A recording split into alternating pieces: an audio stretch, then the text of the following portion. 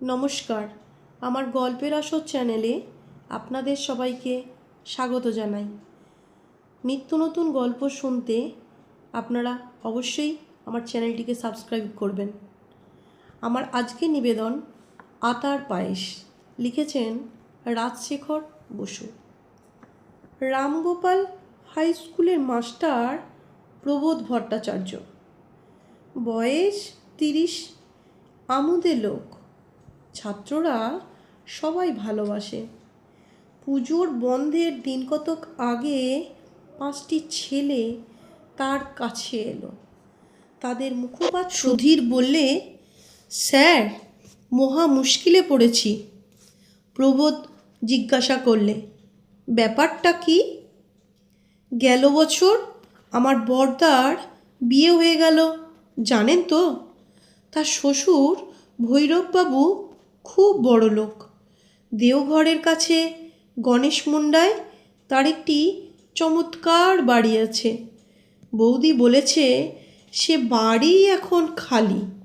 পুজোর ছুটিতে আমরা জনাকতক স্বচ্ছন্দে কিছুদিন সেখানে কাটিয়ে আসতে পারি। এ তো ভালো খবর, মুশকিল কি হলো? ভৈরববাবু বলেছেন আমাদের সঙ্গে যদি একজন অভিভাবক যান তবেই আমাদের সেখানে থাকতে দেবেন। তোমার বড়দা আর বৌদিকে নিয়ে যাও না। তা হবার জো নেই, ওরা মাইশোর যাচ্ছে। আপনিই আমাদের সঙ্গে চলুন না স্যার। ক্লাস 10-এর আমি, ক্লাস 9-এ নিমাই, নরেন, সুরেন আর ক্লাস 8-এর পিন্টু, আমরাই 5 জন যাব। আপনার কোনো অসুবিধা হবে না। প্রবোধ বললে, সব তো বুঝলুম, কিন্তু আমাকে নিয়ে যেতে চাও কেন?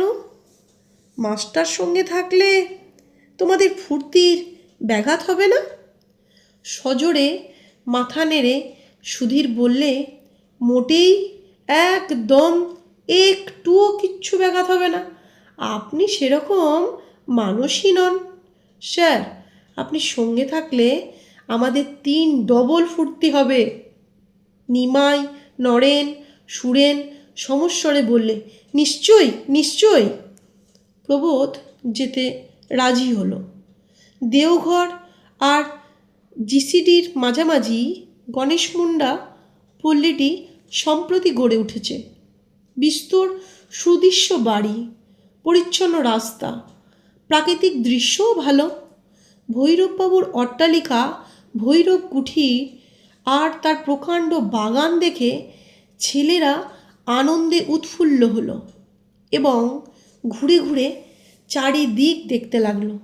বাগানে অনেক রকম ফলের গাছ, গোটাকতক আতা গাছে বড় বড় ফল ধরেছে। অনেকগুলো একেবারে তৈরি, পেরে খেলেই হয়।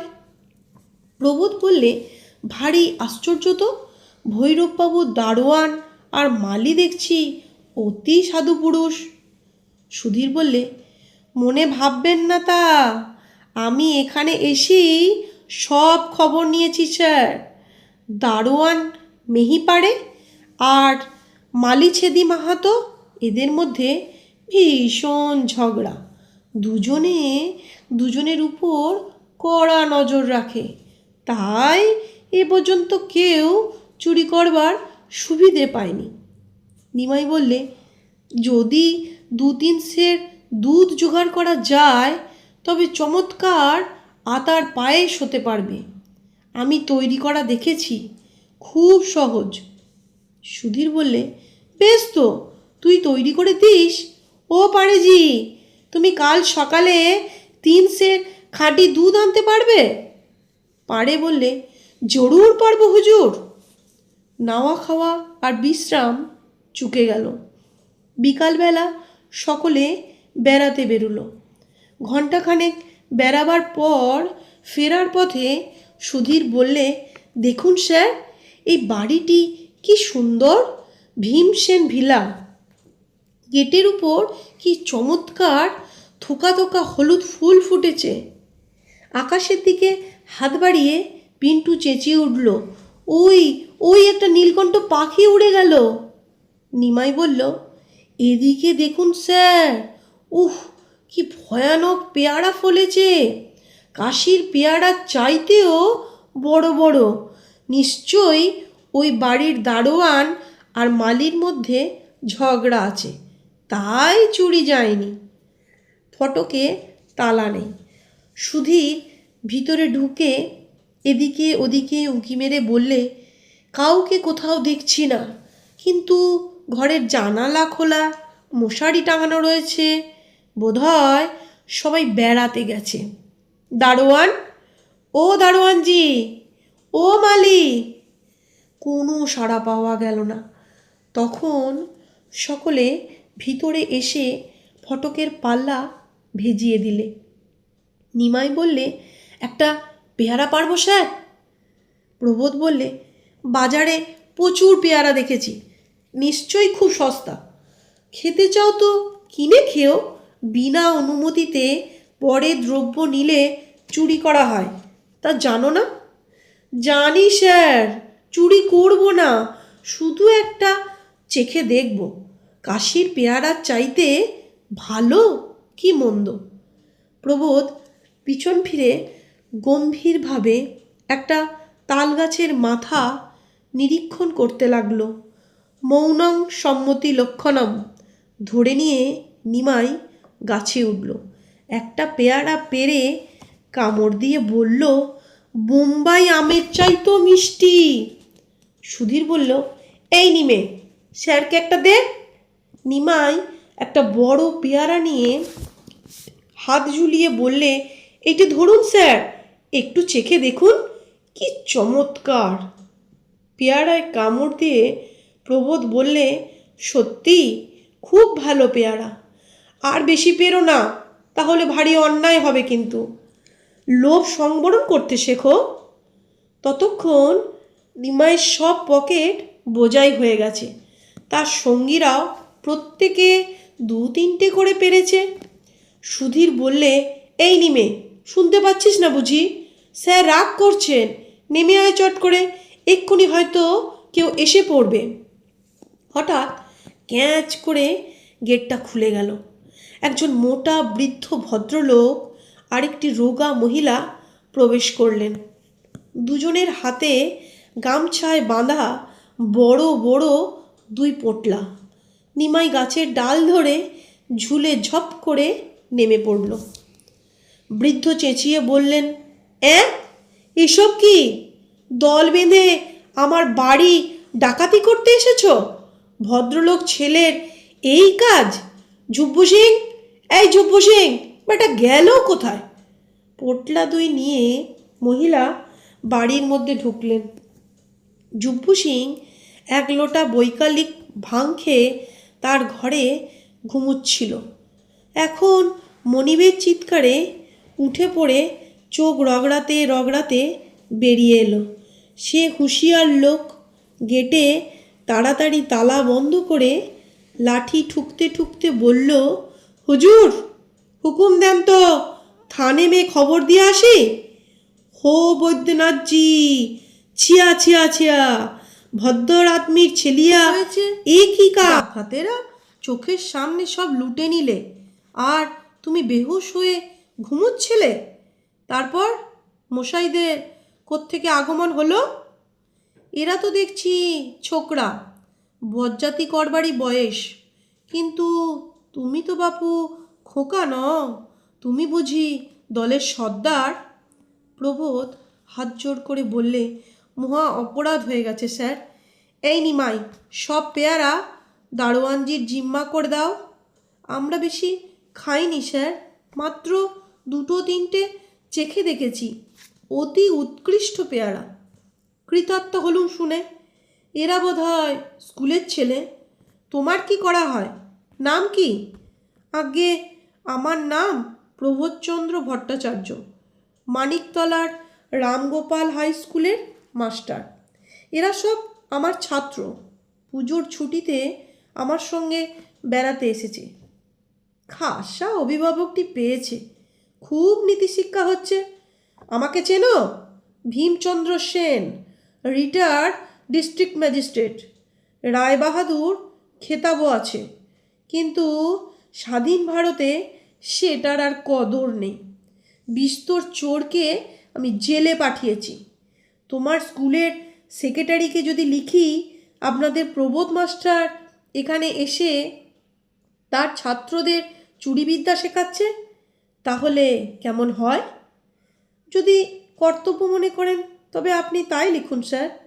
আমি আমার কৃতকর্মের ফল ভোগ করব। তবে একটা কথা নিবেদন করছি, কেউ অভাবে পড়ে চুরি করে, কেউ বিলাসিতার লোভে করে, কেউ বড়লোক হওয়ার জন্য করে, কিন্তু কেউ কেউ, বিশেষত যাদের বয়স কম, নিছক ফুর্তির জন্যেই করে।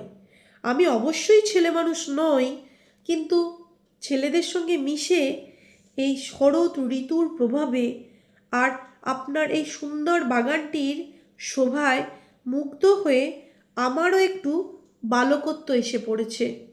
এই যে পেয়ারা চুরি দেখছেন, এটা ঠিক মামুলি কুকর্ম নয়, এ হচ্ছে শুধু নবীন প্রাণরসের একটু উচ্ছলতা। ওরে নবীন, ওরে আমার কাঁচা, পুচ্ছুটি তোর উচ্ছে তুলে নাচা। রবি ঠাকুর তোমাদের মাথা খেয়েছেন। স্যার, যে কুকর্ম করে ফেলেছি তার বিচার একটু উদারভাবে করুন। আপনি ধীর, স্থির, প্রবীণ, বিচক্ষণ ব্যক্তি। ছেলে মানুষই ফুর্তির বহু ঊর্ধ্বে উঠে গেছেন। কে বললে ঊর্ধ্বে উঠে গেছি? আমাকে জড়োদ্গব ধীগর ঠাউরেছ নাকি? তাহলে আশা করতে পারি কি যে আমাদের ক্ষমা করলেন? আমরা যেতে পারি কি? পেয়ারাগুলো নিয়ে যাও, চোরাই মাল আমি স্পর্শ করি না। আচ্ছা, এখন যেতে পারো, এবারকার মতন মাপ করা গেল। এমন সময় মহিলাটি বাইরে এসে বললেন, কি বিয়াক্কেলে মানুষ গো তুমি? এরা তোমার এজলাসের আসামি নাকি? তুমি এদের মাপ করবার কে? তোমাকে মাপ করবে কে শুনি? এখন যেও না বাবারা, এই বারান্দায় এসে একটু বসো। ভীমবাবু বললেন, এদের খাওয়াবে নাকি? তোমার ভাড়ার তো ঢুঁঢু, চা পর্যন্ত ফুরিয়ে গেছে। হরি সরকার বাজার থেকে ফিরলে তবে হাঁড়ি চড়বে, সে তোমাকে ভাবতে হবে না। যা আছে তাই দেব, মিনিট 10 সবুর করতে হবে বাবারা। গৃহিণী ভিতরে গেলে ভীমবাবু বললেন, উনি ভীষণ চটে গেছেন, না খাইয়ে ছাড়বেন না। অগত্যা ততক্ষণ এই এজলাসেই তোমরা আটক থাকো। এখানে উঠেছ কোথায়? প্রবোধ বললে, ভৈরব কুঠিরে। স্টেশনের দিকে যে রাস্তা গেছে তারই উপর। ভীমবাবু বলেন, কি সর্বনাশ! যার ফটকের পাশে বেগুনি বুগনভিলিয়ার ঝাড় আছে সেই বাড়ি? আজ্ঞে হ্যাঁ। বাড়িটার কোনো দোষ আছে? না, দোষ তেমন কিছু নেই। তোমরা ওখানে উঠেছ তা ভাবিনি। একটু পরে ভীমবাবুর পত্নী একটা বড় ট্রেতে বসিয়ে একটি ধূমায়মান গামলা এবং গোটা কতক বাটি আর চামচ নিয়ে এলেন। ভীমবাবু একটা টেবিল এগিয়ে দিয়ে বললেন, এ কি এনেছ? আতার পায়েস যে, এর মধ্যেই তৈরি করে ফেললে? গৃহিণী বললেন, আর তো কিছু নেই, এই দিয়েই ছেলেরা একটু মিষ্টিমুখ করুক। ভীমবাবু বললেন, সবটাই এনেছো নাকি? হ্যাঁ গো হ্যাঁ। আর লোভ করো না বাপু, ছেলেরা যে পেয়ারা বেড়েছে তাই না হয় একটা খেয়েও। চিবুতে না পারো তো সেদ্ধ করে দেব। সুধীর সহাস্যে বললে, স্যার, আমাদের ওখানে বিস্তর আতা ফলেছে, ইয়া বড় বড়। কাল সকালে পায়েস বানিয়ে আপনাদের দিয়ে যাব। ভীমবাবু বললেন, না না, অমন কাজটি করো না, আতা আমার সয় না। ভৈরব কুঠিরে ফিরে এসে নিমাই বললে, এ কি, গাছের বড় বড় আতাগুলো সব গেল কোথায়? সুধীর বললে, বোধহয় পাড়েজি সর্দারি করে পেরে রেখেছে। ও পাড়ে, আতা কি হলো? পাড়ে ব্যস্ত হয়ে এসে মাথার উপর একটু চাপড় মেরে করুণ কণ্ঠে বললে, কি কহব হুজুর, বহুত ঝামেলা হয়ে গেছে। এক মোটাসা বুড়া বাবু আর এক দুবলাসা বুড়ি মাই এসেছিল। বাবু পটাপট সব আতা ছিঁড়ে নিলে। আমি মানা করলে খাপ্পা হয়ে বললে, চুপ রহো উল্লু। আমার ডর লাগলো, শায়দ কোই বড় अफसर उसका বাবা হুবা হবে। সুধীর বললে, হাতে লাল গামছা ছিল? জি हाँ, उसी से तो बांध के लिए গেল। হাসির প্রকোপ একটু কমলে প্রবোধ বললে, যাক, আমরা ঠকিনি, আতার পায়েস খেয়েছি, পেয়ারাও পেয়েছি, কিন্তু ভীমচন্দ্র সেন মহাশয়ের জন্য দুঃখ হচ্ছে, তার গিন্নি তাকে বঞ্চিত করেছেন।